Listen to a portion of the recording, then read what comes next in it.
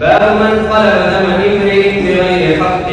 وبه قال حدثنا ابو اليمان قال اخبرنا شعيب عن عبد الله بن ابي حسين قال حدثنا نافع بن جبير عن ابن عباس رضي الله عنهما ان النبي صلى الله عليه وسلم قال ابغض الناس الى الله ثلاثه: ملحد في الحرم ومبتل في الاسلام سنه الجاهليه ومقلب دم امرئ بغير حق ليبري قدمه.